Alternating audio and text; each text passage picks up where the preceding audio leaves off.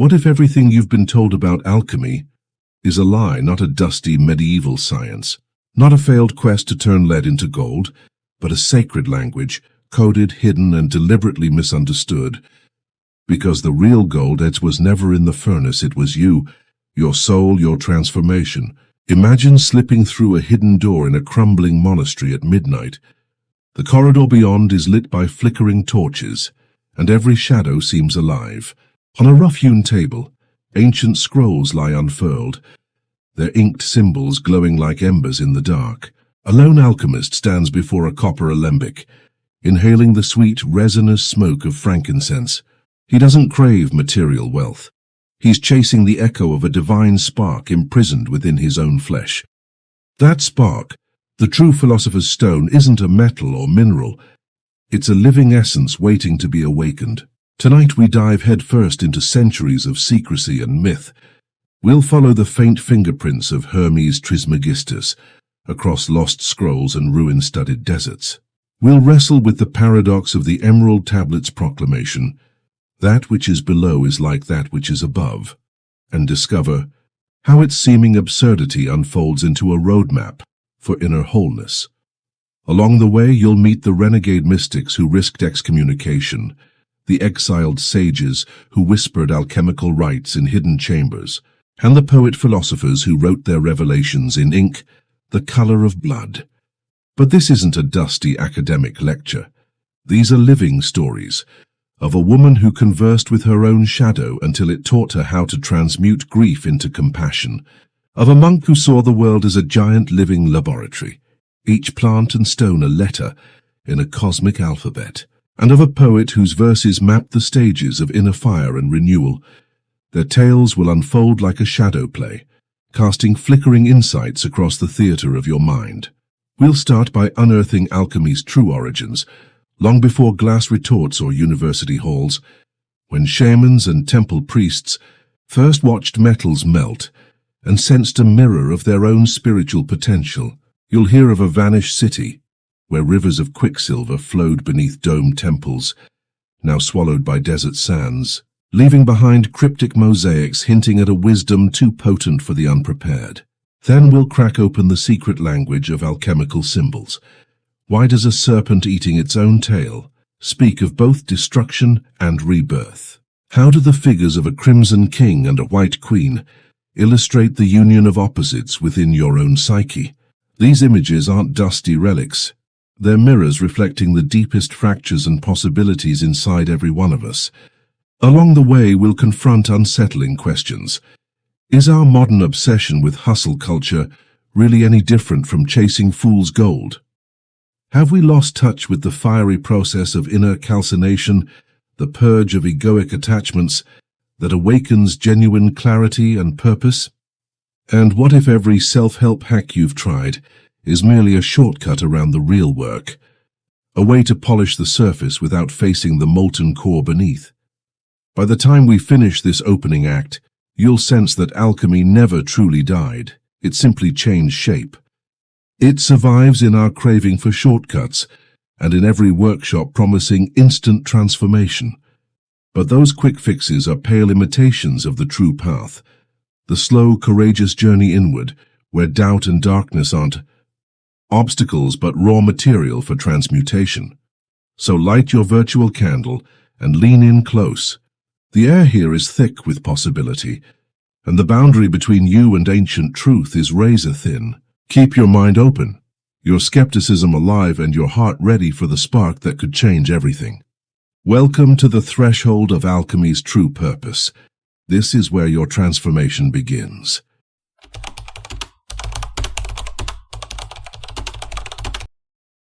As the flicker of that virtual candle still dances in your mind, let us step back through the mists of time.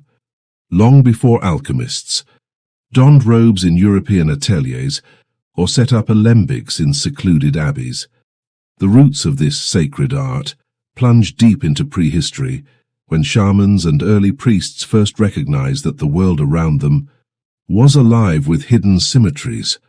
In the broad-leafed temples of ancient Egypt, initiates whispered of Thoth and his teachings, cryptic verses carved into emerald green tablets that promised mastery over the primal forces of creation. Those who glimpsed the emerald tablets' message, as above so below, saw in the melting of metals a mirror of their own soul's capacity to dissolve, recombine and emerge anew. But why was this knowledge ever concealed? The short answer: power. In every age, the few who held the keys to true alchemical lore realized that its greatest currency wasn't gold or silver, but transformation itself. A peasant who understood how to transmute fear into courage, or grief into compassion, possessed a force that could topple kingdoms. So alchemists cloaked their pearls of wisdom in allegory, ciphers, and labyrinthine texts, knowing that only the truly committed, those willing to probe beyond surface illusions, would claim the prize. In the city-states of Hellenistic Alexandria, a crossroads of Greek, Egyptian, and Near Eastern thought, an alchemical tradition blossomed. Here in libraries heavy with papyrus scrolls, philosophers like Zosimos of Panopolis recorded visions of living vessels and fiery dragons consuming their own tails. Zosimos wrote of a sacred water that purifies not only lead but the mind itself, a water that only appeared to those whose hearts were pure enough to see it. His texts survive today in fragments, a testament to the lengths early practitioners went to protect their art. Journey next to the high plains of Tibet, where Buddhist and Hindu mystics encountered striking parallels. Their adepts spoke of inner heat or tamo, a process by which the body's subtle energies are stoked until ignorance burns away. Though geographically distant, these Eastern teachings share a profound kinship with Western alchemy. Both describe stages of nigredo, blackening, albedo, whitening, and rubedo, reddening, metaphors for death, purification, and rebirth. Why the same pattern appears from the Ganges to the Nile remains one of history's greatest ironies, and one of its most reassuring promises, that humanity's quest to awaken is universal. By the medieval era, alchemy had woven its way into the courts of kings and the cells of monasteries. Robert of Chester translated Arabic manuscripts into Latin. His treatise, On the Secret Work of the Alchemists, introduced Europe to formulas for aqua regia and the notion that base materials could be perfected. Yet alongside practical recipes stood pages filled with fantastic imagery. Suns and moons entwined, crowned eagles devouring serpents, and bees alighting on chalices of living gold. These were not poetic flourishes but veils. Each symbol encoded a layer of psychological insight or spiritual practice. Then came the Church's uneasy eye. Inquisitors often accused alchemists of dealing with demons, of forging counterfeit gold to destabilize economies. Some alchemists willingly played this role, minting low-grade alloys that seemed real at first glance. But for the true adepts, those scandals served a higher purpose. They discredited the material quest, steering the curious away from superficial experiments toward inner work. The real laboratory was within. If you ventured after tangible gold, you'd find only glittering dust, whereas those who were guided to the path of self-transmutation discovered something far richer. The Renaissance rekindled alchemy's flame in figures like Paracelsus, the Swiss physician, who declared that the body itself was a crucible, that diseases were base metals needing to be heated, purified, and reintegrated as health. Paracelsus elevated alchemy from occult curiosity to medical revolution, insisting that true healing demanded an understanding of correspondences between earth, sky, and the human microcosm.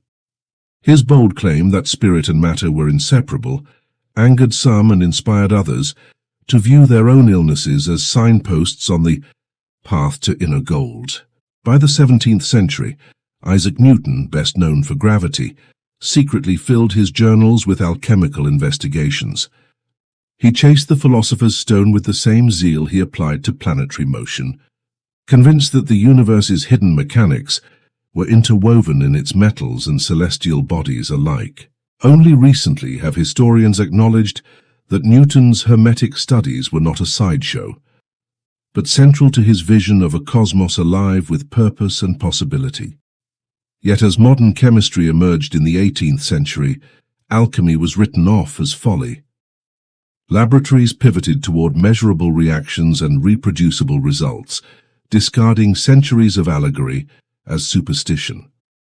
And so the true art retreated into shadows, practiced by a few remaining sages, encrypted in scrapbooks and secret societies, waiting for a seeker who could bridge the gap between myth and matter. Why then should we care about these dusty texts and lost laboratories today? Because the philosophical core of alchemy remains as relevant as ever. At its heart lies an invitation to recognize that every element of your life, your fears, your wounds, even your failures, can be transmuted through conscious attention and intentional ritual. The stages of nigredo, albedo, and rubedo aren't chemical steps but psychological milestones. They teach you to embrace the darkness without flinching, to allow purification to do its work, and to emerge with a luminous new identity. So as we close this chapter on history and philosophy, remember, alchemy is not a museum piece. It's a living tradition that has threaded through every civilization, daring enough to ask, what if the world and I are more malleable than they appear? In the next part, we'll take that question deep into the crucible itself, unpacking the core concepts that alchemists encoded in symbol and story. Until then, hold fast to this knowledge. What was once hidden beneath layers of myth is now yours to rediscover.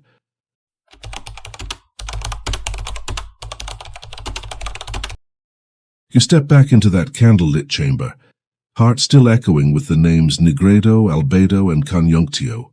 A slow breeze stirs the smoke in your lungs, and you realize that the real alchemy isn't happening in a glass vial. It's unfolding inside you. Now let me guide you through the first half of alchemy's secret operations, the inner work that turns leaden parts of your psyche into a gleaming foundation for transformation. Picture a lone seeker seated before a forge, the iron door cracked just enough for a sliver of orange flame to lick the darkness.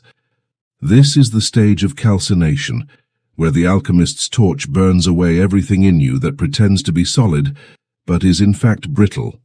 Pride, pretense, old resentments.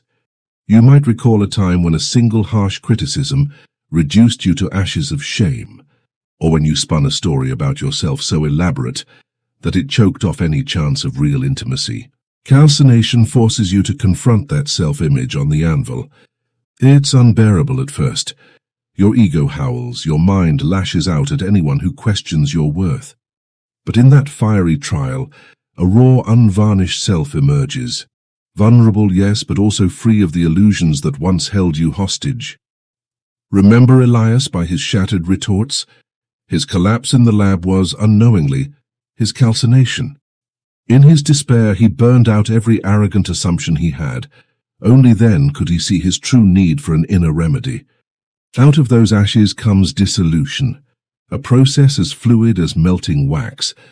Imagine rain falling on hot embers, steam rising in pearly clouds as the rigid remains of calcination soften into something malleable.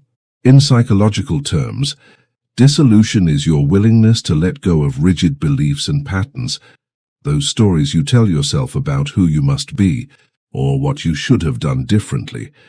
I once read of a 16th century nun who spent years in a cold cell, her only company a pool of stagnant water. At first the chill numbed her to hope, but as she gazed at the cracked surface, she began to see her own reflections, not as a fixed identity, but as ripples that shifted with every breath. Over time she welcomed her tears as teachers. Each drop dissolved a fragment of her self-judgment, until the pool became a mirror of compassion. That mirror is what dissolution offers you, a chance to witness without resistance the parts of yourself you've long fought to deny. From dissolution flows separation, though you won't notice it as a discrete step. There's no grand fanfare, no clanging bell. Instead, you find yourself standing before a chaotic mound of thoughts and feelings, and you sense an inner voice asking, "What truly serves me?" This is the quiet wisdom that slips in once you've softened. It tells you which habits nourish growth and which ones only perpetuate old wounds. It's like scooping handfuls of clay from a riverbank. You allow the silt to wash away, keeping only the pure particles that will later hold shape. I know someone who struggled for years with an unrelenting inner critic, a voice that plagued him each morning with nagging doubts. One day he realized that this critic had no allegiance to his well-being. It only echoed voices from his past. He began to witness its patterns without engaging, like watching clouds drift by. Slowly, that voice lost its power. He hadn't exorcised it. He'd simply separated its energy from his own. This brings us back to Coniunctio.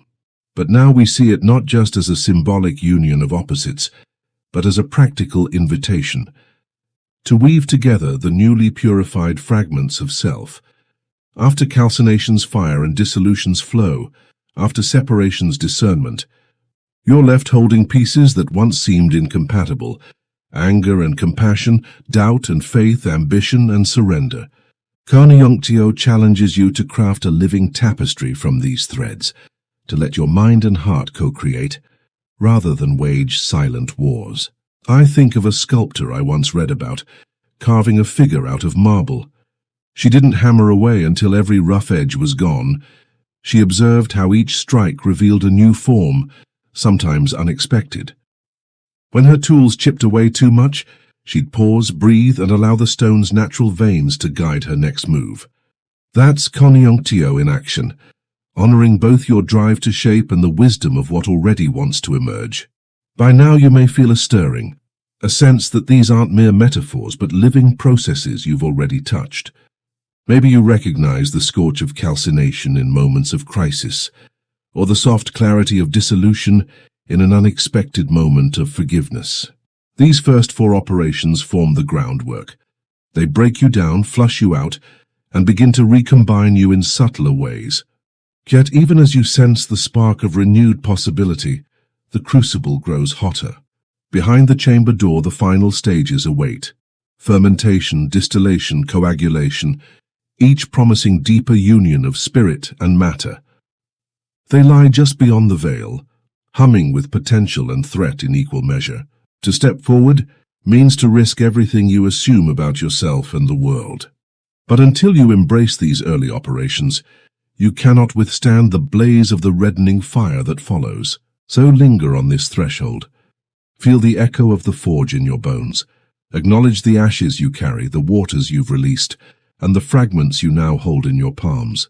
In our next installment, we'll dare to feed these new materials back into the inferno, guiding you through alchemy's most perilous yet most rewarding passage, the sacred marriage of fire and water that births true gold. Keep your lantern lit and your heart ready. The deeper work begins now.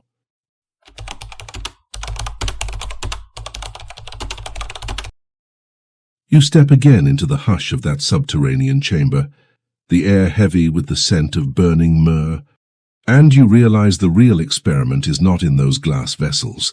It's in the crucible of your own being. We've already kindled the first embers of inner fire. Calcination's purge, dissolution's flow, separation's discernment, and the Coniunctio's weaving. Now prepare to descend deeper into alchemy's most elusive terrain, where contradictions swirl and hidden meanings beckon, and where the true alchemist risks everything to find gold within. In the twilight beyond the alembics lies fermentation, a stage that seems like a betrayal of alchemy's famed secrecy, because it centers on decay and rebirth in equal measure. Imagine a chalice of wine left to sour in the darkness. At first glance it is spoiled, a symbol of ruin. Yet within that sourness breathes the seed of something entirely new. The vinegar that heals wounds, the culture that births fresh life. Psychologically, fermentation is the moment you allow your old wounds to fester long enough that they germinate unexpected insights. It is a descent into what Carl Jung called the dark night of the soul, where your carefully maintained facades crumble, and you taste the ferment of grief, shame, or despair. Yet this very rot becomes the living compost from which your next self emerges. In the 17th century, an obscure alchemist named Anastasia recorded a vision in her journal. She saw her own heart lie open like a spilled urn, its juices feeding a bed of wildflowers that glowed within a light. That vision was her fermentation, proof that from deepest decay springs the most radiant growth. From fermentation we move to distillation, often mistaken for a mere technical refinement.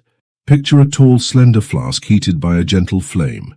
Vapors rise, condense along the glass walls, and drip back down, cycle after cycle, until only the purest essence remains. In your psyche, distillation is the practice of extracting clarity from chaos. Here you learn not only to observe your thoughts and feelings, but to separate the subtle from the gross, to recognize fleeting inspirations amid the roar of everyday anxieties. It's the difference between hearing every passing thought as gospel and discerning the single thread of truth that weaves through them all. A modern-day seeker I know described this as listening between the raindrops, learning in silence to catch the echo of your own wisdom. Distillation demands patience. You cannot rush the condensation, nor can you force clarity by sheer will alone. You must learn to hold your inner furnace at just the right temperature, neither scorching your insights nor letting them drift off into the ether. Yet even distillation leads us into greater paradoxes. The alchemist's coagulation appears at first to contradict everything we've seen. How can bringing disparate elements together, fire with water, opposites entwined, produce anything but conflict? But coagulation teaches that true unity arises not from erasing differences, but from honoring them in relationship. In the physical lab, it might look like crystalline structures forming at the bottom of a cooled flask. Psychologically, it is the emergence of a new identity that integrates your shadow and your light, your broken pieces and your brightest dreams. There is a legend of an alchemist named Ruoxi, who after years of solitary work fashioned a small mirror she called the Phoenix glass. She claimed that whoever peered into it would see their past failings and future potentials superimposed, inseparable and insearing. That mirror was her coagulation, the forged artifact of inner union, a testament that wholeness is not denial of difference, but its transcendence. But beware the alchemical myth of an effortless ascent. Many seekers believe that once they complete these stages, the philosopher's stone simply appears, begging to be plucked. In truth, alchemy is riddled with contradictions meant to break your habitual logic. You are told to press onward, even when you feel most complete, to embrace rest even when the fire still burns. Take the oft-repeated image of the hidden flame beneath the surface of a lake. How can fire and water coexist? Only by surrendering to the paradox, by allowing your mind to rest in questions without rushing to answers. The paradox itself becomes the portal. Perhaps the most potent alchemical secret of all is the principle of reflection. Every operation you undertake, whether a ritual bath, a mindful breath, or a midnight vision quest, serves as a mirror, reflecting back to you the work yet undone. When you sweep the floor of your inner temple, you may believe you are simply clearing dust. Yet the dust is the sum of your habits, your memories, your unexamined assumptions. To brush it away is to acknowledge that even the smallest particles shape the entire edifice of self. A 2nd century initiate named Marcellus wrote that he spent a month in total silence, convinced it would bring immediate enlightenment. Instead, he encountered the full cacophony of his inner world, old songs, buried shame, glimmers of compassion he'd long suppressed. That silence acted as a crystalline distillate of his own life, and only then did he glimpse the stone he had been chasing. Alchemical texts often speak of the child of the heart, a fragile, nascent presence, born at the intersection of spirit and matter.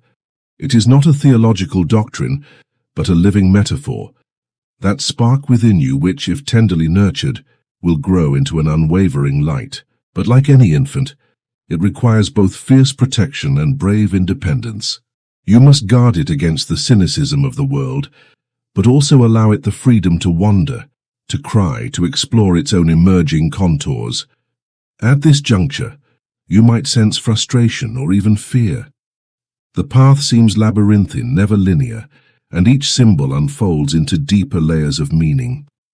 Yet every hesitation is part of the design. Alchemy does not yield its secrets to those who demand certainty. It responds only to curiosity edged with humility. When you approach the process as a co-conspirator, rather than a conqueror, you begin to feel the alchemical current pulsing through your veins. We've now explored the hidden dimensions of fermentation, distillation, coagulation, and the labyrinthine paradoxes and mirror work that underpin them. These are not metaphors to be admired from afar. They are living practices to be enacted in your daily life. Perhaps tonight, as you lay your head on your pillow, you will dream of a dark glass flute that echoes with your own voice. Or maybe tomorrow you'll pause at a drop of morning dew, seeing in its perfect sphere an entire world condensed. These are the invitations of the alchemical path, to allow mystery to seep into the most mundane moments and transmute them into revelations. Still, the most advanced mysteries remain hidden. Beyond coagulation lies the rubedo, the reddening fire that consummates the work by uniting spirit and matter in a literal glow. But even to speak of rubedo risks solidifying it into an intellectual concept, and alchemy's greatest trick is to keep you chasing words when the true stone lies in lived experience. In our next and final theatrical act, we will dare to step into that reddening blaze. We will confront the illusions that have kept seekers circling just outside the sanctum, and we will learn how to embody the Philosopher's Stone, not as an abstraction but as your very pulse, and ultimately your gift to the world. Until then, hold this knowledge close. The deepest alchemy is never about changing lead into gold, but about remembering that you have always been gold.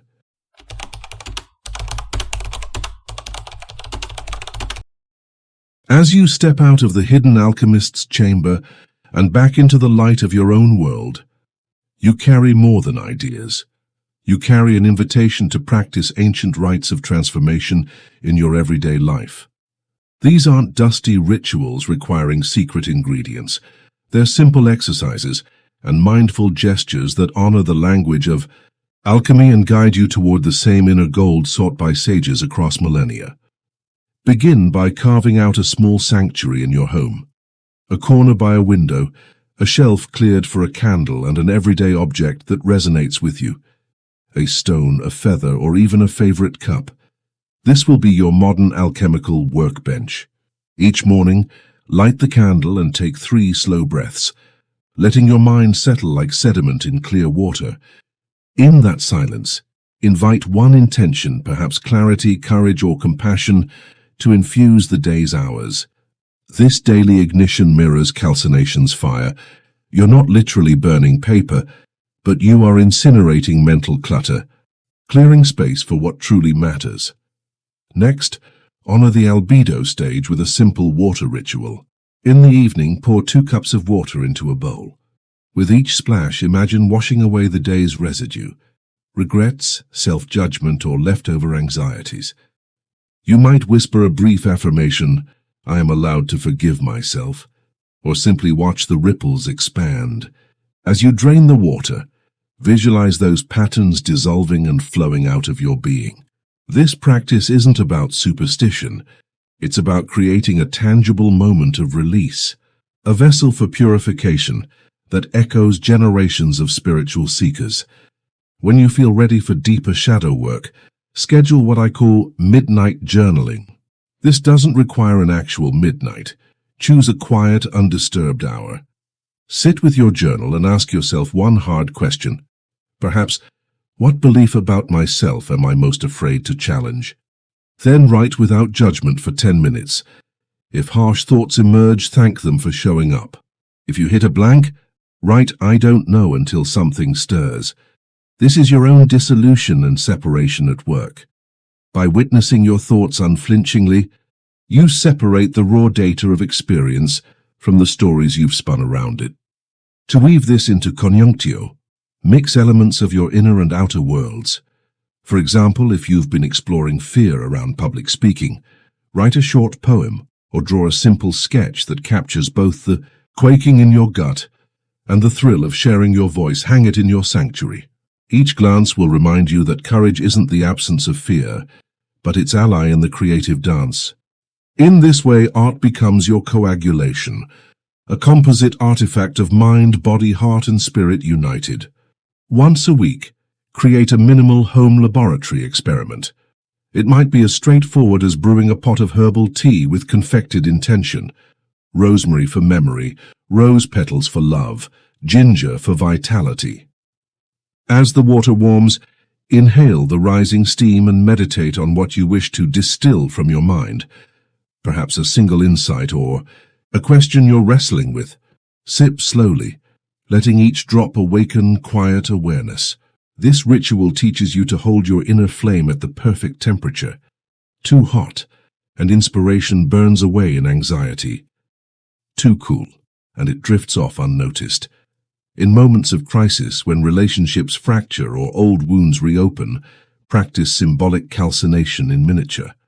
Take a scrap of paper, write down the hurt or belief that's hardening your heart, and burn it carefully in a fireproof bowl. Watch the edges curl.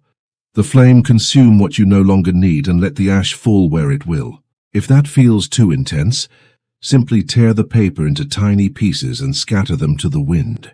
The point isn't theatrics. It's a visceral acknowledgement that old patterns must be sacrificed for new growth. Remember the power of reflection. At day's end, pause for 2 minutes beside your sanctuary. Look at your candle stubs, your teacup, your sketch. Notice how each object tells a fragment of your unfolding story. This habit transforms mundane decor into living mirrors, each surface reflecting the work you've done and the work yet to come. Over time, you'll find you no longer need the props. The space between your ears becomes a temple of awareness unto itself. Be mindful of shortcuts. In our fast-paced world, it's tempting to jump straight to pep talks or motivational playlists, the glitter of modern quick fixes. But true alchemy demands you feel the heat, sink into the flow and hold the tension of opposites. If you catch yourself chasing novelty over depth, return to the basics: breath, water, fire, and ink. These elements, when honored with consistent attention, animate your psyche in ways no self-help hack can replicate. Finally, know that practical application is not a one-and-done event. Alchemy is cyclical. You will revisit calcination after moments of triumph, and you may sink back into dissolution when new challenges emerge. Celebrate this rhythm as proof you're alive and evolving. Each rotation through the stages polishes you more deeply, until the separation between spirit and matter, inner and outer, grows ever more transparent. By weaving these rituals into your daily life, you begin to live alchemy rather than study it. You'll feel the pull of your own inner furnace, the wash of cleansing waters, the gentle integration of opposites, and the steady drumbeat of reflection. Avoid the urge to skip ahead. Imagine you're gardening rather than racing through a maze. Each seed must be planted, sprouted, pruned, and nurtured in its own time. When you next light your candle and sit before your simple altar, know you're joining a lineage that stretches from Egyptian temples to Tibetan caves to Renaissance laboratories. You are not alone in this work. Countless seekers have walked this path, leaving behind faint trails of ash, watermarks of insight, and crystalline droplets of distilled wisdom. Your practical applications are more than habits. They are modern enactments of an ancient legacy, guiding you to the heart of the true philosopher's stone. In our final segment, we will draw these threads together and reveal how the reddening fire of rubedo consummates the work, not as a distant myth, but as the living pulse beneath your skin. Until then, practice with patience and daring. The true alchemical laboratory is you.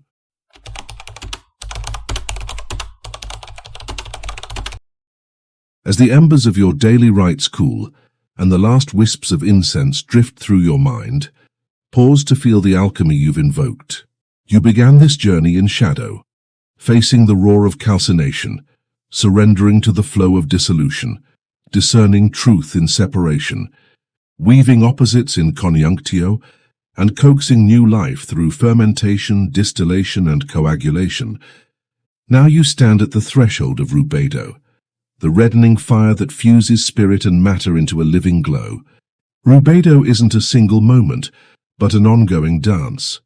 You don't suddenly wake up one morning as a perfected being. Instead, you notice subtle shifts. The way a disagreement no longer ignites old wounds. The ease with which you find beauty in small things. The clarity that arrives when you least expect it. These are your first rubedo embers, proof that the inner gold is real, pulsing beneath your skin. Look back on your journey. Remember that trembling the first time you faced your shadow without flinching. Recall the relief in watching your judgments wash away like footprints in water. Feel the thrill when you wove your fractured parts into a stronger tapestry of self. Each stage was not an isolated task, but a beat in a larger rhythm, building toward a crescendo of self-realization. And now rubedo invites you to listen, not with your mind but with your bones. In practical terms, rubedo shows up when your outer life mirrors your inner alchemy. A project you once feared suddenly flows, a relationship shifts from drama to depth. Your daily habits become expressions of your values, instead of habits running on autopilot. It might feel like magic, but it's simply the natural outcome of inner work maturing into outer change.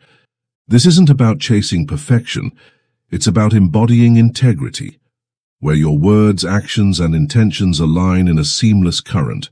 As you step into rubedo, remain vigilant. The reddening flame carries both illumination and trial. You might awaken to parts of yourself you thought were gone. Old grief, dormant dreams, latent desires. Welcome them as vital ingredients in your ongoing cauldron. Celebrate breakthroughs, but don't worship them. Each glowing moment is a reminder that transmutation is a continuous cycle. After rubedo's height, new calcination may arise, refining your gold to an ever finer hue. Now let me leave you with this. The philosopher's stone you seek isn't hidden in some distant elixir or guarded vault. It has always been you, in moments when shadow and light collided and forged something stronger than either alone. The real purpose of alchemy is not to claim a secret formula, but to remember your own creative power, to transform fear into curiosity, suffering into compassion, chaos into coherence. So I ask you, what will you birth from your own crucible? Will you shape a life guided by intention and depth, or let the world's frantic tempo carry you like a loose ember on the wind? The choice lies in the flame you tend each day. If this exploration has sparked something in you, share your experience below. What stage resonated most? Where do you feel the heat of transformation in your own life? Your story might become another precious bead of insight in the great chain of seekers. Thank you for standing at this alchemical threshold with me. Keep your heart lit, your mind curious, and your hands ready to shape the gold within. Because the truest purpose of alchemy is simple and breathtaking. To remember that you are and always have been pure gold.